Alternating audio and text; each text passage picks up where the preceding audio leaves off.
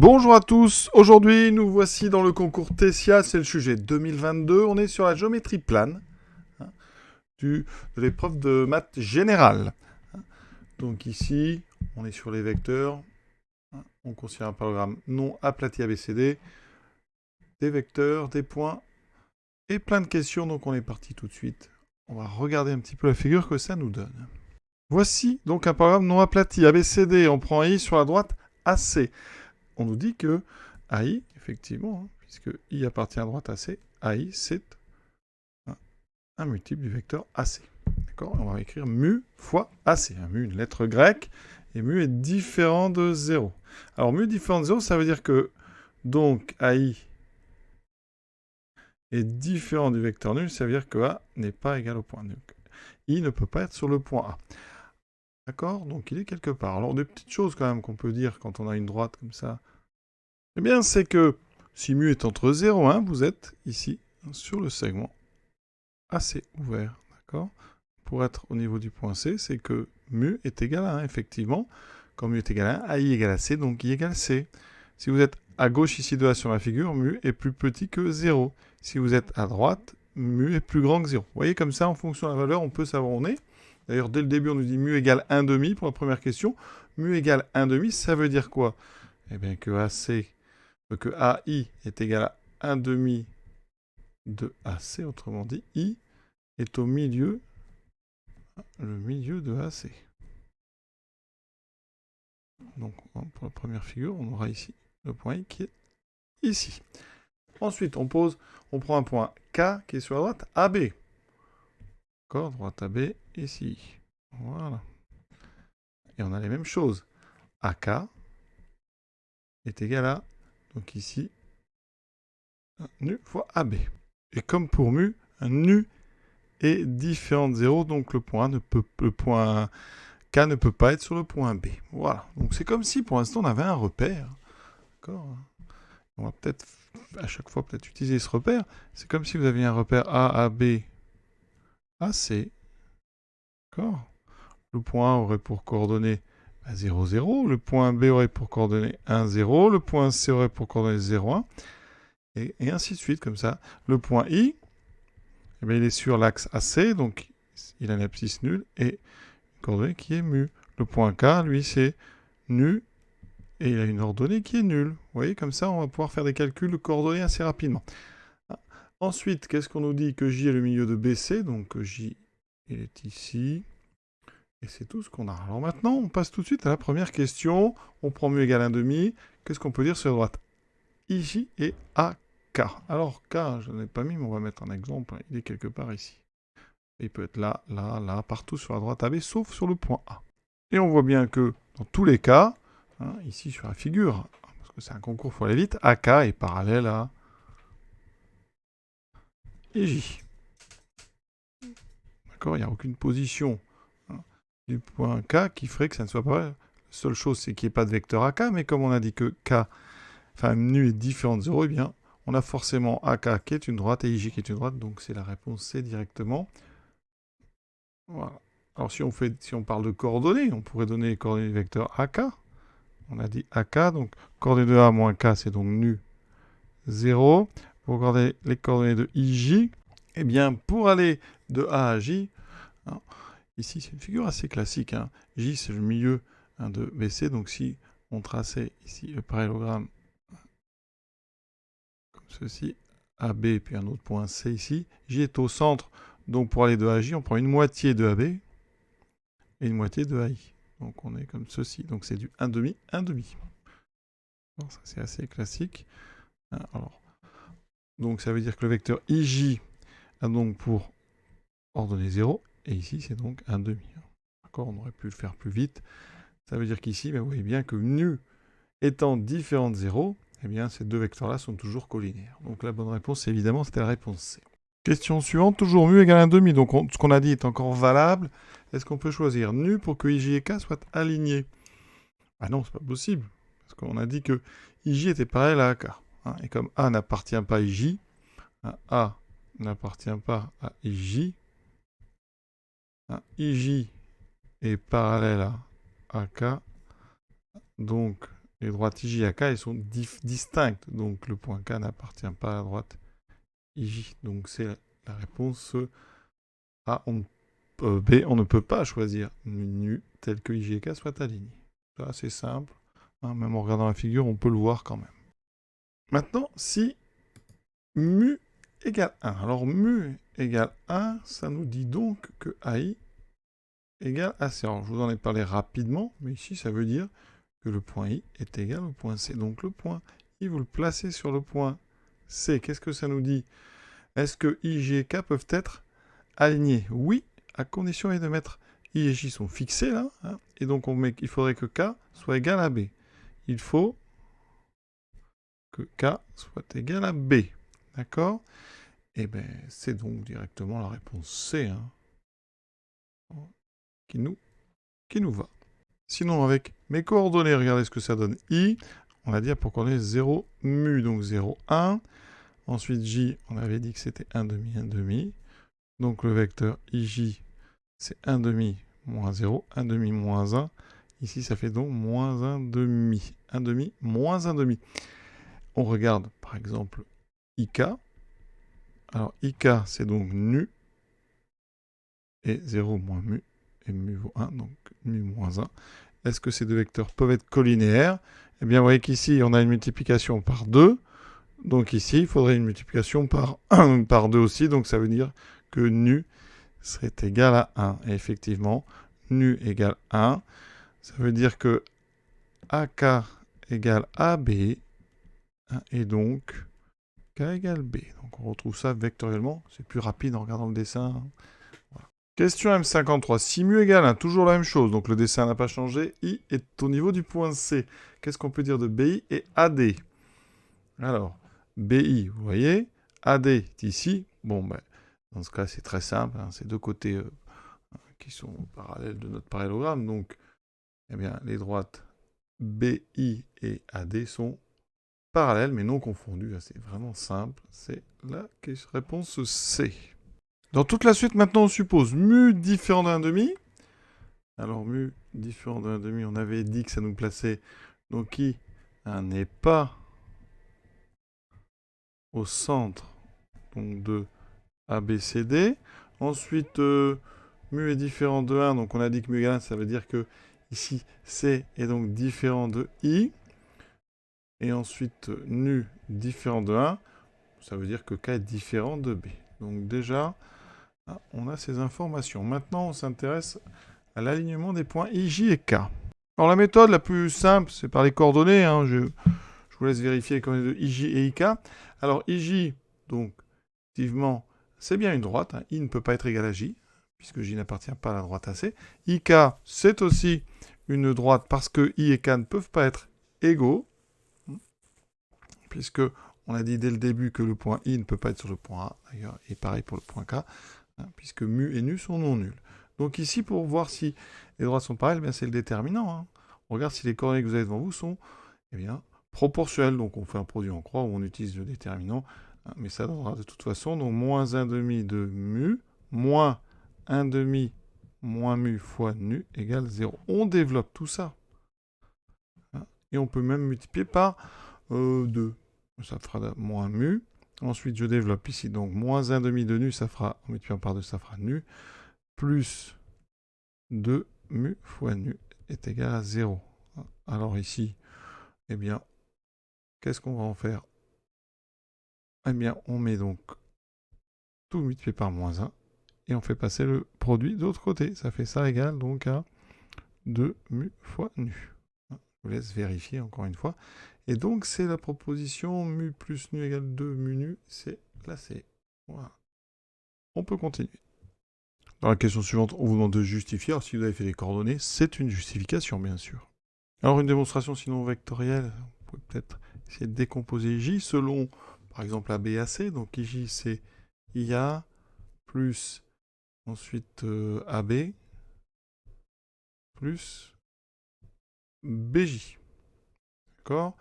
Alors, IA, on a dit que c'était donc moins mu AC, parce que AI égale mu AC. AB, on va le garder. Et BJ, c'est la moitié de BC. C'est 1 demi de BC. Donc 1 demi, alors BC, eh bien c'est BA plus AC. 1 demi donc de BA plus AC. Je regroupe tout. Alors DAB, j'en ai combien? 1 ici, moins 1 demi. Donc il me reste 1 demi de AB. Et ensuite DAC, j'en ai 1 demi moins mu. Voilà. Et on fait pareil, par exemple, avec IK. Alors IK, c'est donc IA plus AK. IA, comme tout à l'heure, c'est donc moins mu AC. Et AK, hein, c'est donc mu AB.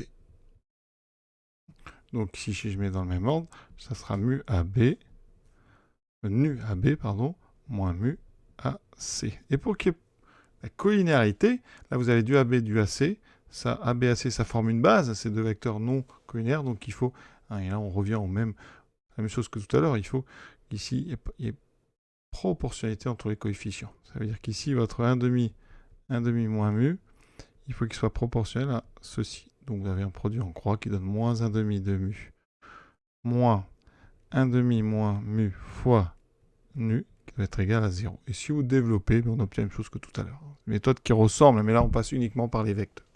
Ensuite, on fixe mu, hein, et on nous demande combien est-il de valeurs en fait, pour que IGK soit aligné. Donc c'est la suite de ce qu'on vient de faire. Donc on va partir de la conclusion qu'on venait de trouver, c'est que IGK est aligné si mu plus nu égale au produit de mu nu.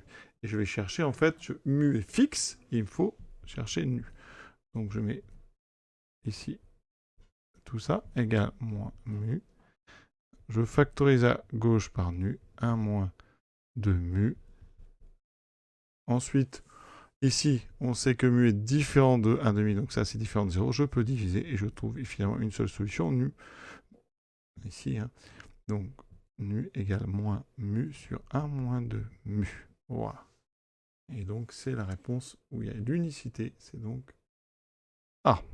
Pour être complet et même correct, il faudrait quand même vérifier ici que eh bien, ça nous donne bien un nu différent de 0. Alors effectivement, mu est différent de 0, donc ça veut dire que là, nu est différent de 0. Ensuite, est-ce que nu peut être égal à 1 avec ça? Si nu est égal à 1 dans cette chose-là, qu'est-ce que ça donne? Ça veut dire que ici 1 serait égal donc à... Alors, on pourrait regarder dans la relation du début, ça va beaucoup plus vite. Ça ferait ici donc mu plus 1 égale 2 mu. Et donc, en résolvant ça, ça ferait mu égale 1. Et on sait que mu est différent de 1. Donc ça veut dire que mu étant différent de 1, nu sera différent de 1 avec cette formule. Et c'est tout ce qu'on devait vérifier, un nu différent de 1. Donc ici, on en déduit que nu est différent de 1, il est différent de 0. Donc on a bien une solution unique. Alors on se place dans le repère A, AB, AD. Et on vous demande une équation cartésienne de BI. Alors il nous faut les coordonnées de B et de I. Alors déjà, B, c'est simple, c'est pas le même repère que j'avais pris, donc on est obligé de changer. Dans le repère A, AB, AD, B a pour coordonnées 1, 0. D'accord? Ensuite, pour les coordonnées de I, alors on sait que AI est égal à mu fois AC. D'accord? Mais AC, c'est AB plus BC, c'est-à-dire AB plus AD. Donc ici, ça fait mu AB plus mu AC, donc I a pour coordonnées mu, mu. J'ai mis AC ici, c'est pas AC que je voulais écrire, c'était AD. D'accord? Ça fait donc mu AB plus mu AD. Donc coordonnées de I, donc mu, mu. Coordonnées de B, 1, 0. Et on fait l'équation. Je vous rappelle que pour ça, alors il y a plein de méthodes, hein, mais on peut procéder méthode classique. On prend un point, donc M, MB, alors on prend donc ici, par exemple, BM a pour coordonnées X moins 1, Y moins 0. Il nous faut le coordonnée du vecteur BI, donc mu moins 1, mu. C'est 2. M, on dit que M appartient à BI, si et seulement si le déterminant est nul.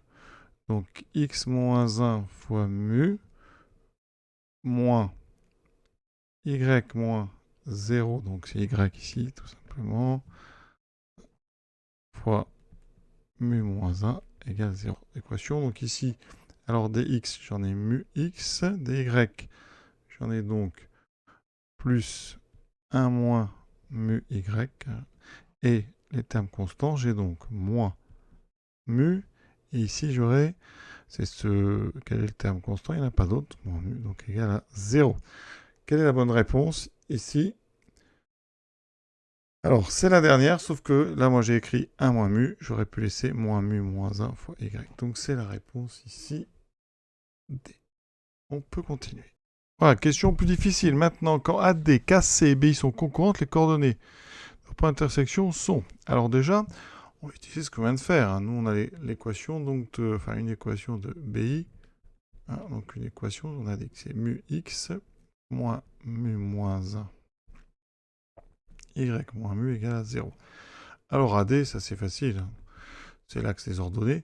C'est donc x égale 0. Donc, quand on cherche ici l'intersection de ces deux droites, donc on résout un système, on remplace donc ici x par 0. Ça fait donc y égale, alors, mu divisé par moins mu moins 1. Donc ça veut dire que l'intersection, on va l'appeler oméga, hein, l'intersection entre BI et AD, eh bien, ces coordonnées, c'est donc 0.